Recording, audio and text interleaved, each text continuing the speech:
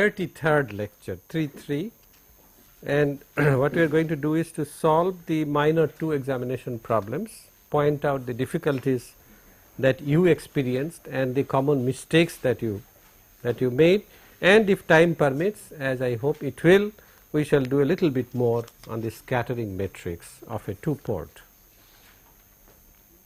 Minor 2.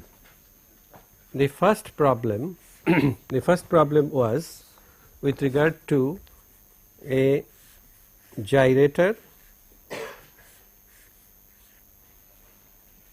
This is the forward direction and the gyration constant is not given. What is given is that the Z matrix of this is given as 0, 1 by n, minus 1 by n, 1 by n, 0. This is the Z matrix that is given, and then it is cascaded to a transformer, ideal transformer 1:n.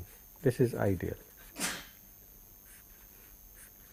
This is port 2 and this is port 1, and what is needed is scattering parameters, that is you have to find out S11, S12, S21 and S22 with the reference resistors at both ports equal to 1 ohm. This was the question. All right. Now some of you tried to solve it by finding out the ABCD parameters of the two networks, multiplying them out, and then from the ABCD parameters go back to the voltage current equation and then find out S11, S22 and so on and so forth.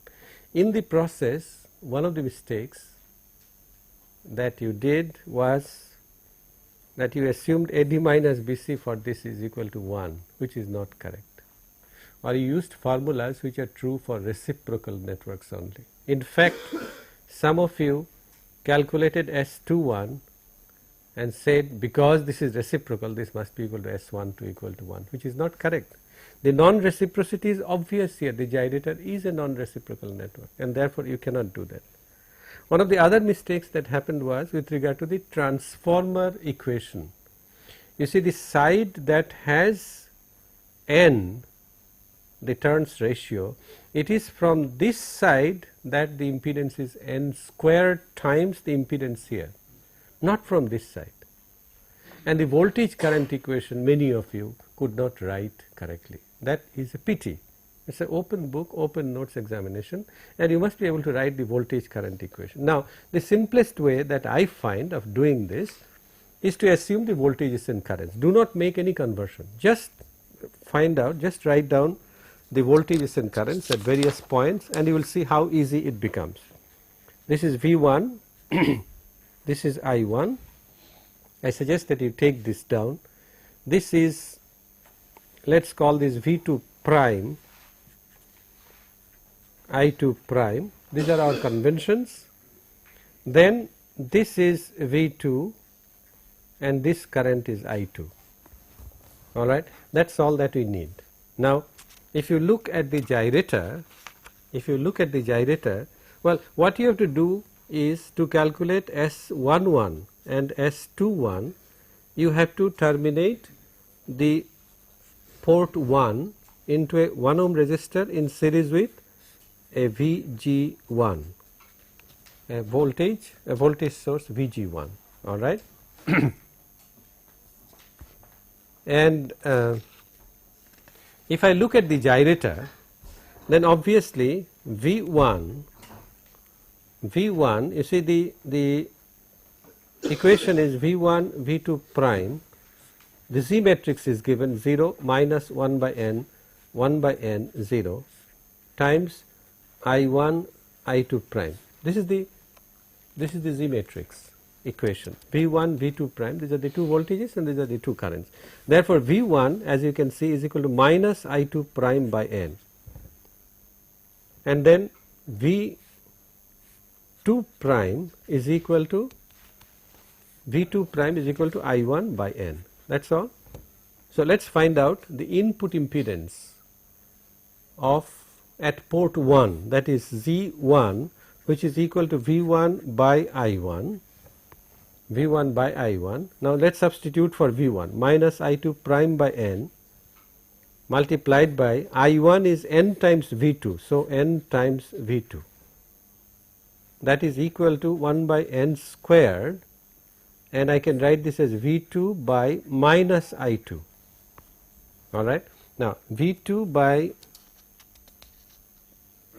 prime, V2 prime by minus I2 prime. I missed the primes. Now, if you look at the network, V2 prime by minus I2 prime is the impedance looking here, and since you have to terminate this into a 1 ohm resistor, 1 ohm resistor, the impedance looking here would be 1 by n squared, not n squared, 1 by n squared, all right. And therefore, I can write this as 1 by n squared multiplied by 1 by n squared, which is simply equal to 1. The input impedance is 1, and therefore, S11 is equal to Z1 minus R01 divided by Z1 plus R01, that is equal to 0. Okay. And in an exactly similar manner, if you go back, that is terminate this in 1 ohm and find out the impedance here, that will also be exactly 1 ohm, and therefore S22 is also equal to 0. The procedure is exactly similar. Let us calculate S21 and S12. For S21, let us go back 1 ohm, VG1, then you have the gyrator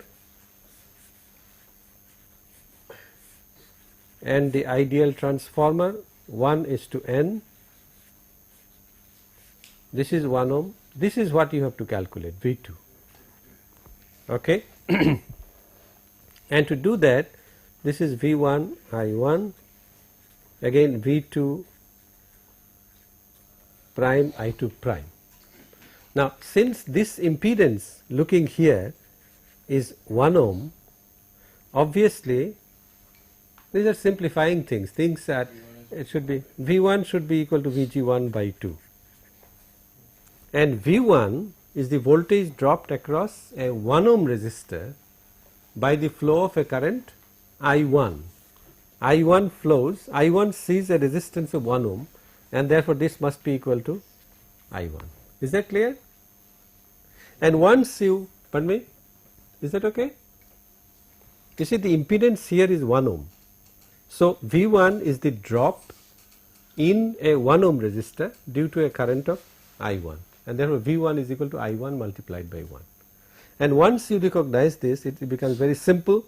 V2 prime, which is equal to I1 by n, from the Z matrix equation, V2 prime is I1 by n, therefore this is equal to Vg1 by 2n, because I1 is Vg1 by 2, and V2 is equal to V2, this is the voltage that you have to find out, that should be equal to n times V2 prime, n times V2 prime. So, this is Vg1 by 2, and therefore S21 is equal to twice V2 by Vg1 square root R1 by R2. R1 and R2 are the same, therefore this is simply equal to half.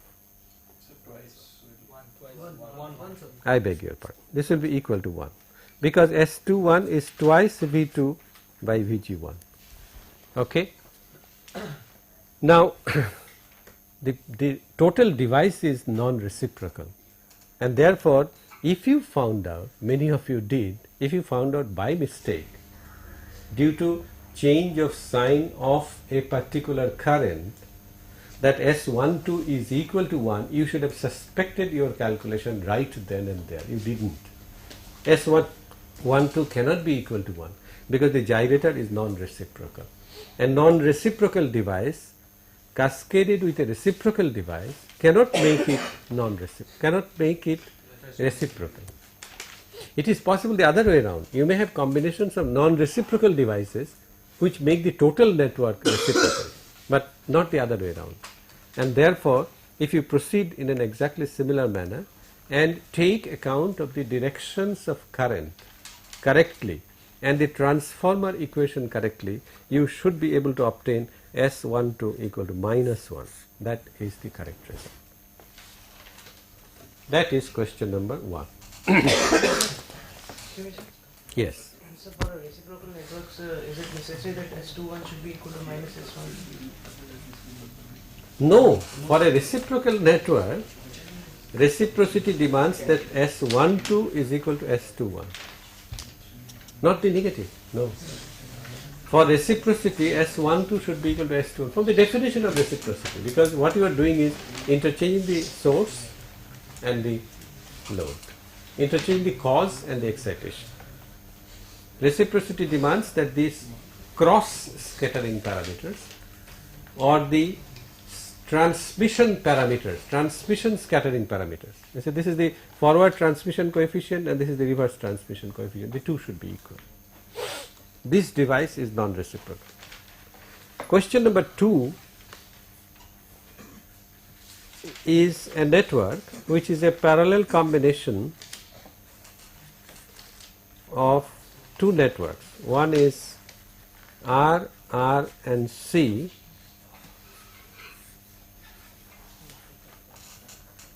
is terminated in a resistance of capital R, and then there is an inductance here of L equal to C R square. Do not tell me I didn't do such a problem in the class. In fact what I did was I took a bridged T, exactly the same, except that there is a small resistance here. This is a simpler one, not only simpler from that consideration, but it is also simpler because L is related to C and R square, and even though there are two energy storing elements, an inductance and a capacitance, it behaves as a first order network. There are cancellations. Now the question says find out this impedance Z. Then if this voltage is V1 and this voltage is V0, you have to find out Z, you have to find out V0 by V1 and you have to find out V0 by Vi. These are the three things to be found out. Let me go systematically. To solve the network, well, the constraint was you cannot use mesh or node analysis. Some of you played a little smart. I didn't penalize it to the extent that I should have done, but some of you, what they did is assume a current here, take this to be I1, take that to be I2, alright, then again another distribution here. Don't you see that this is in disguise a mesh analysis, a combination of mesh and node analysis, okay. You were asked not to resort to that, alright. Those who have done so, one or two, I didn't penalize. If this was a general phenomenon, then I would have penalized heavily. But since there are only one or two, and I was in a good mood that day, I didn't penalize greatly. Okay. So the first thing we do is we find out the Y parameters of this. Okay. The Z matrix can be written down by inspection. R plus 1 over SC, I did this in the class, 1 over SC, R plus 1 over SC, and the determinant of Z is equal to R squared plus twice R divided by SC, which I can, well, let me leave it like this. Unnecessary simplifications I will not do till the last moment, okay. And so the Y parameters of the T network, Y parameters of the T network, therefore is equal to R plus 1 over SC divided by R squared plus twice R by SC. Z, this is what? Z 1 1 or 2 2? Z2 2 2. Now 2 2 and 1 1 are the same here because of symmetry, and therefore it doesn't make a difference. The 2 2 Y22 parameter will be the same as this, but the Z21 and Z12 parameter would be R squared plus twice R by SC. It would be a negative sign, and one should not lose sight of that. That would be equal to Y12 also, okay. y12 and y21 are equal. And as far as the inductance is concerned, L equal to CR squared. Now here right at this point of time, because of this special relationship, it should have occurred to you that there must be a purpose in choosing the inductance to be equal to CR squared. So there is no point in proceeding with the general terminology L. We will put CR squared for L. And the y parameters of the L network is obviously 1 over S CR squared, then plus or minus? Plus. No, minus 1 over S CR squared. Y12 or Y21 would be minus 1 over SCR squared minus 1 over SCR squared plus 1 over SCR squared. Okay, and therefore the total y parameters, y overall, would be equal to, let me write down, z y11 and y21 or y12. That should be enough. It would be r plus 1 over SC divided by r squared plus twice r by SC plus 1 over SCR squared, and 1-2 parameter would be minus 1 over SC, okay, minus 1 over SC divided by r squared plus twice r by SC minus 1 over SCR squared, and this are equal. Okay. Now, to be able to calculate the impedance, the voltage transfer functions, etc., we require the equivalent pi network. So what we do is we find out the network, then boils down to this. We have VI R. What we require is, since we have found out the y parameters, it's not difficult to find out these impedances, YA, YB and YC. Then this is terminated in R ohms and this is V0.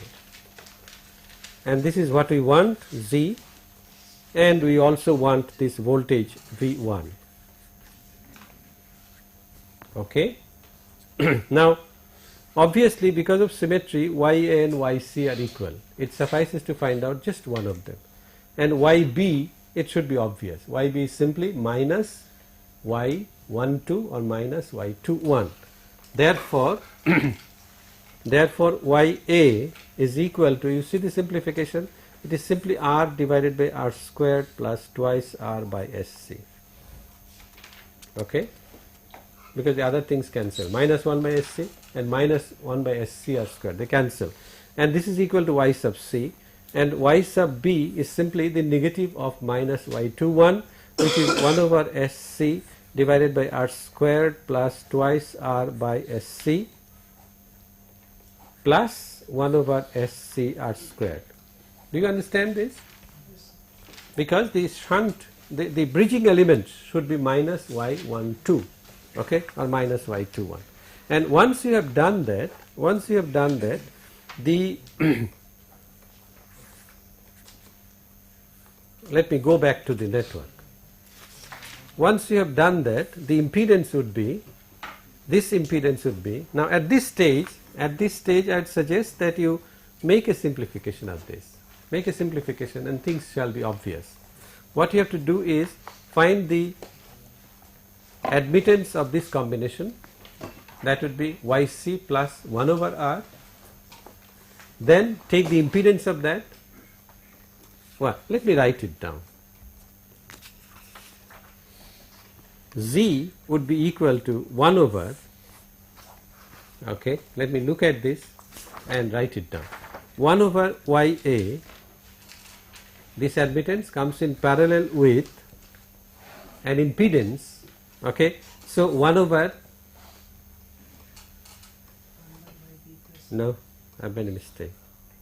Should be 1 over YB plus okay, 1 by 1 over YB plus that series plus 1 over YC plus 1. YC plus 1 over R. Now it looks complicated, but if you go systematically, you will see that this comes simply as capital R. The input impedance is simply equal to capital R. And if that is so, let's go back to the network. VI R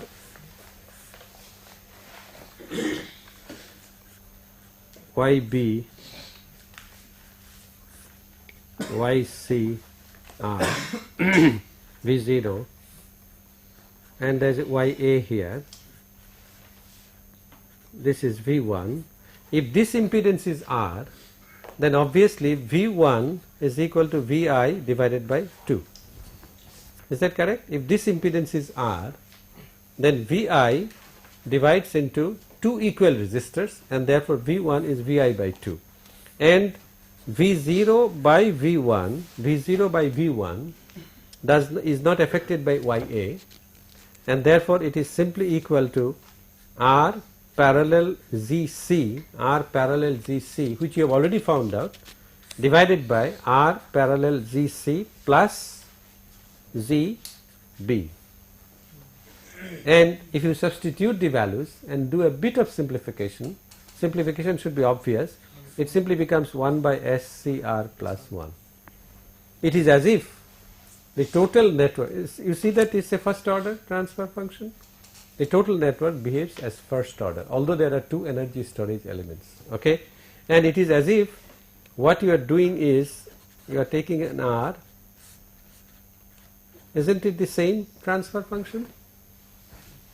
1 by SC divided by 1 by SC plus R. Okay, so the total network behaves like this, and obviously V0 by VI shall be equal to half of this, so 1 by 2 SCR plus 1. That is the correct answer.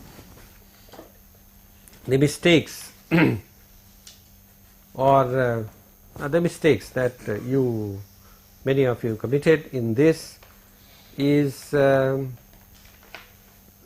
easy. The mistakes that many of you committed are silly ones. They are in simplification.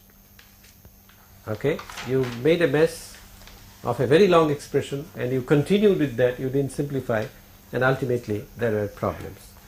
There were also problems regarding the conversion of t into pi. Some of you tried to put the formula, and in ZA, ZB, ZB, ZB, ZC and so on and so forth, not from first principles. I have always told you that in such simple cases do it from first principles.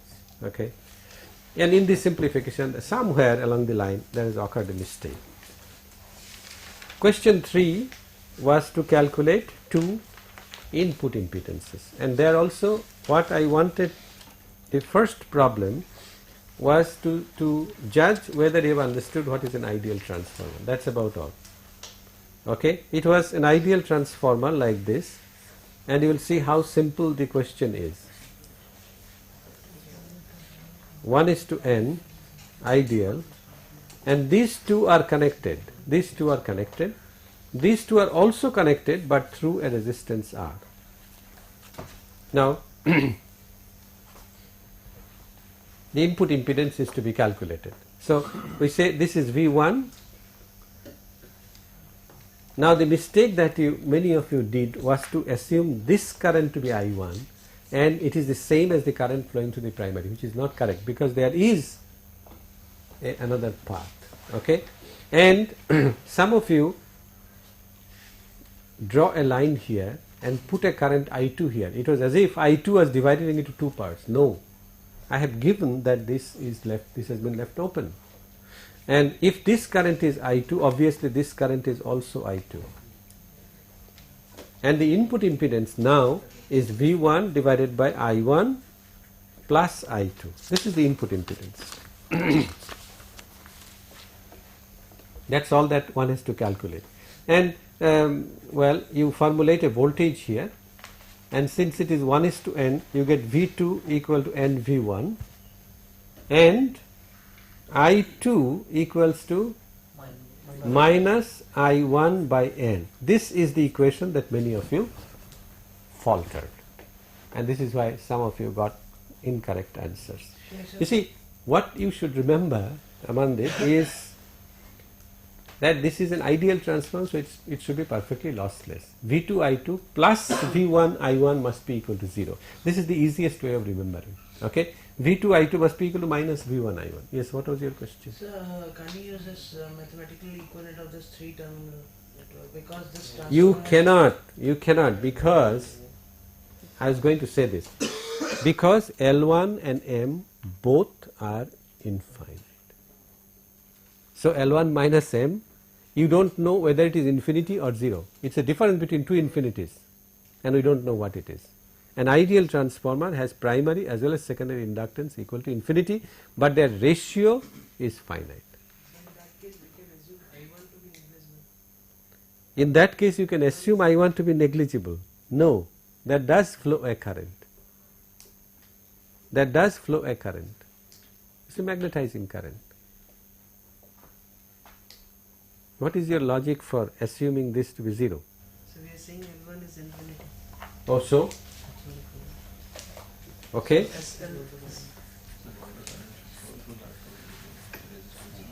You see, this is the equivalent circuit. Now this may be infinity, this is also infinity, and this is also infinity. Okay, and therefore there occurs division between infinite inductances. It's exactly like, let me answer this question. If you have a battery and two capacitors, let's say equal, and this is a 2-volt battery, the impedance here is infinity, no current flows. That doesn't mean that the capacitors do not get charged. They get charged instantaneously, and the voltage here shall be 1 volt. There occurs a division between two equal infinite impedances, and therefore a voltage does appear. Similarly here a current does flow. Okay, now to complete the question, this, if you can write these two, then obviously there is no other problem. You also notice that I2, this current I2 is equal to V1 minus V2 divided by R, which means that this is equal to, V2 is N times V1, therefore V1 1 minus N divided by R. Okay, and all that you are required to do now is to find out V1 divided by I1 plus I2. Now I1 plus I2 is equal to minus NI2, I1 is minus NI2 plus I2, therefore this is I2 1 minus N, and therefore V1 divided by I1 plus I2 is equal to V1 divided by 1 minus N, then substitute for I2, which is V1 1 minus N divided by R. So this is equal to R divided by 1 minus N whole square. That's it.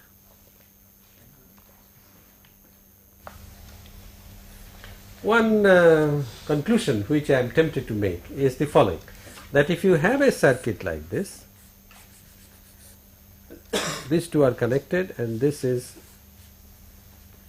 R, as far as the input impedance is concerned, isn't this equivalent to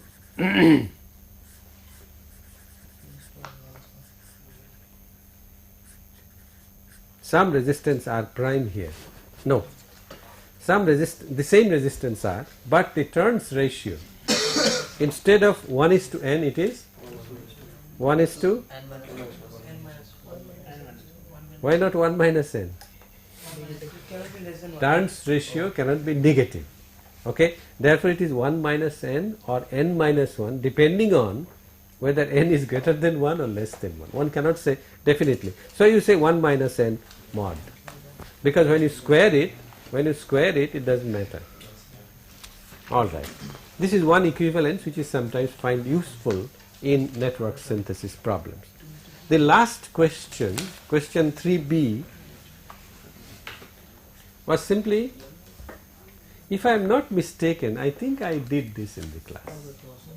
No? For an infinite ladder? No.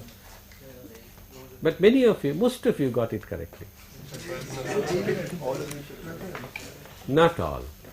Not all.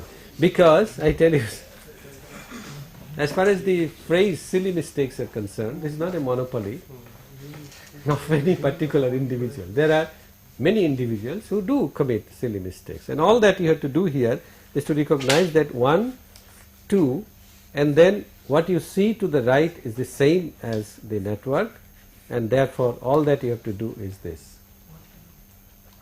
And the input resistance then satisfies the equation R squared minus what was it? R squared minus R plus 2. No, that is not correct. Let me see. R squared minus R minus 2 equal to 1. And it was at this stage that some of you made a silly mistake. This is R minus 2, R plus 1 equal to 0.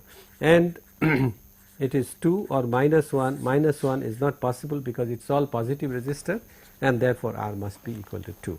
But some of you made a mistake here in solving this simple quadratic equation.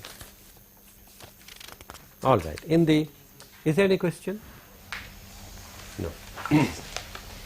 In the remaining time that is left, 20 minutes, we would like to look at some properties of the scattering matrix. If you recall, the scattering matrix for a 2-port is S11, S12, S21, S22. And if we consider a 2-port in which the incident and reflected parameters are A1 and B1, A2 and B2, then the power that is absorbed by the network N would be the sum of the powers fed from the two ports. The power fed to the network N from this port is given by half magnitude S squared minus magnitude B squared. If you recall, is that okay? A1 squared minus magnitude B1 squared. All right. Why this factor half comes? Because we have taken A1 and B1 to be peak values. Okay. And similarly, P2, the power that is fed at port number 2 is half A2 squared minus B2 squared. Therefore, the total power that is absorbed by the network P shall be given by half A1 squared plus A2 squared minus B1 squared minus B2 squared. This is the total power that is fed to the network. Now I can write this as the magnitude, I can write as A1 star, all right, plus A2 star minus similarly B1 star, where star denotes complex conjugate, plus B2 star. All right. Now let us define the vector A. Let us define the vector A as the column vector A1, A2, and the vector B, to denote that it is a vector or a matrix, we put an underline, is equal to B1, B2. Then you see that A1 star plus A2 star can be written as A star transpose A. Is that okay? This quantity can be written as A star transpose A. If you are not convinced, let us do this. What is A star transpose? A1 star, A2 star. Okay? This multiplies A1, A2. So you get A1 star multiplied by A1 plus A2 star multiplied by A2. Is that okay? Simple matrix manipulation. Similarly, this quantity B1 B1 star B2 B2 star can be written as B star transpose B. Alright. So, our power absorbed by the network capital P is equal to half A star transpose A, do not forget the vector signs, minus B star transpose B. And if the network is passive, if N is passive, then you know that this power has to be greater than or equal to 0. P must be greater than equal to 0, which means that A star transpose A minus B star transpose B should be greater than equal to 0. Okay. But you also know that the B parameters are expressed in terms of A parameters by the matrix S. B is equal to SA. That is how the parameters are defined, S11, S12, S21, S22. And you also know that if a matrix is transposed, that is B transpose shall be equal to, do you know this? A transpose then multiplied by S transpose. They get interchanged, their positions get interchanged. Okay? And therefore, if I substitute this in this expression, then I get A star transpose A minus B star transpose, this will be A star transpose, or transpose star is the same thing, A star transpose, then S star transpose, then S A. Okay? This is B star, this is B star transpose, and this is B. This must be greater than equal to 0, which I can write as follows. You see, A star transpose pre-multiplies both the quantities. So, I can take, I have made a mistake here, I did not use the underlinings to denote matrix. If there is a question, interrupt me. If you do not understand, interrupt me. Okay? I am doing matrix manipulations. A star transpose pre-multiplies both the terms, and A post multiplies both the terms. Okay? So, let us take A star transpose and A out, this from the beginning and this from the end. Under bracket, then what shall I be left with? From this term I shall be left with, okay, I shall be left with the identity matrix of dimension 2 by 2, that is 1 0 0 1, minus I shall have S star transpose S. Okay, this should be greater than equal to 0.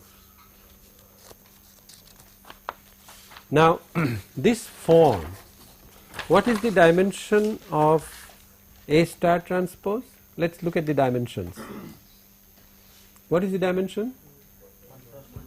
1 row and 2 columns, and A is 2 rows and 1 column. So, this must be 2 by 2. If this multiplication is to be compatible, then this must be 2 by 2. It is indeed so, because I is an identity matrix 2 by 2, S is a 2 by 2 matrix, and S star transpose multiplied by S will also be a 2 by 2 matrix. Okay? This is 2 by 2, this is 2 by 2. Agree? Such a form, let us say in general A star transpose A multiplied by any matrix A would be a scalar quantity. This is a scalar quantity, it is the power, it is twice the power, actually half multiplied by this is the power. Okay? So, this is twice the power, it is a scalar quantity, and the variables, you see, obviously these are not variables, this is a matrix of constants, it contains 0, 1, 1, 0 and S11, S12, S21, S22. Okay, this is a matrix of constants. The variables are here, the pre-multiplier and the post-multiplier, and therefore the variables will be involved here. There will be no linear term, all terms would be quadratic. All right, you might have a1 squared, you might have a2 squared, you might have a1, a2. There cannot be a term like a1 or a2. Is that clear? No? You see, A star transpose A shall not contain any linear term with regard to the variables. All right, it shall always come in product form. And what does A contain? A contains A1 and A2. So the only terms that are allowed are A1, A2, A1 magnitude squared and A2 magnitude squared, because there is a complex conjugating. Such a form is called a quadratic form. Quadratic form. Did you come across this term earlier? No. It is called a quadratic form. We shall come across quadratic form once more in this class itself, and that is why I am tempted to introduce this at this moment. Now,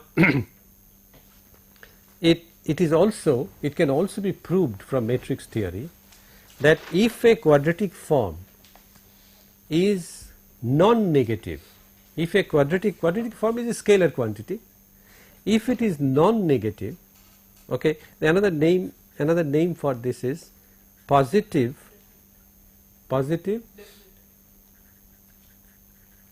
definite. Okay, if it is greater than, no, this is called positive semi-definite. Positive semi-definite. Okay, if this equality sign is not there, then it is called positive definite. Okay, since it can be either greater than 0 or equal to 0, this form is also called, it is said, the language is, the quadratic form is positive semi-definite. Okay, even if you forget the language, it does not matter. All that you have to remember is that if a quadratic form is greater than or equal to 0, this is possible, this is a theorem, it can be very easily proved, but I will not go into the proof. If a quadratic form is greater than or equal to 0, then this implies that the determinant of the coefficient matrix, here the coefficient matrix is A, the determinant of the coefficient matrix is positive semi-definite, which means that if this is so, if A transpose T identity matrix minus S transpose T S A is greater than or equal to 0, this implies that the determinant of the coefficient matrix is greater than or equal to 0. Okay, a quadratic form greater than or equal to 0 implies, it can be proved, that the determinant of this is greater than or equal to 0. All right. Now, let us specialize the network. Let us specialize the network to a lossless network. Suppose n is lossless. Then the sign that shall apply here is equality sign. The power absorbed by the network shall be 0. If the network itself is lossless, it cannot dissipate any power, it cannot absorb any power, and therefore P, capital P, should be equal to 0, which means that 1 0 0 1 minus S 1 1 star, yes, next term, no, it is a transpose, S21 star, S12 star, then S22 star, is that okay? Multiplied by S11, S12, S21, S22, this shall be equal to 0. Pardon me? No, the determinant of this, how do I show this? the determinant of this shall be equal to 0. Now, how can the determinant be equal to 0? This means that the two matrices have to be identical. All terms should be equal to 0, all right, which means that if I now multiply S11 star, this is not necessary. Pardon me? The product of both the diagonals is equal. Yes, sir. And then the diagonal will be 0. So that is the condition. Okay, let's write down the total matrix. Okay, total matrix is 1 minus S11 star S11. Okay, the total matrix S11. What is it next? Plus S21 star S21, correct? This is the first term. Second term is 0 minus, okay, which means minus S11 star S12, then plus S21 star S22. Okay. Third term is minus yes, S12 star S11, then plus S22 star S21. Is that okay? Yeah, okay. And the fourth term is 1 minus S12 star S12 plus S22 star S22. Okay. This determinant, the determinant of this matrix is equal to 0. Okay. Now, what is the condition? What is the condition? Can these two diagonals, both of them can be equal to 0? The product of both the diagonals is same. Product of both the diagonals is the same. Okay. Now, what is this element and this element? They are complex conjugates of each other. All right, and therefore, what it means is that if I call this element as, let's say, F11, F12, F1, F21, and F22, then my F11, F22 minus F12, F12 star should be equal to 0. Okay. What is the condition under which this would be valid? That is the question. If this is 0, then obviously this is also 0. Then this product should be equal to 0. All right. Can this be non-zero?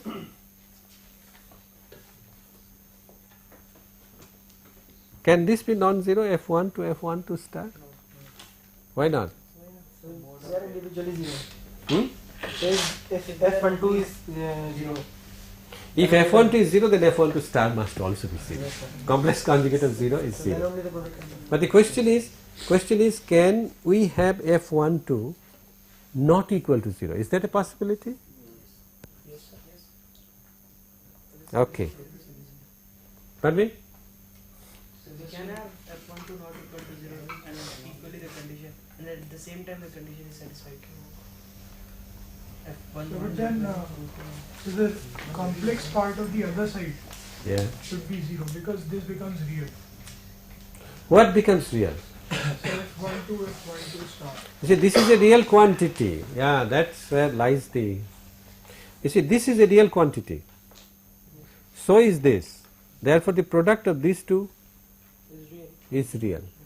Whereas, This is also real. This product is also real. Square is right. no, this product S11 star S12 plus S21 star S2. Not necessarily. Because F12 star is always real. That is also real. Correct, correct. So it is a real quantity minus a real quantity equal to 0. We will prove next time, Thursday, that each of them has to be individually 0, and I will give the logic next time.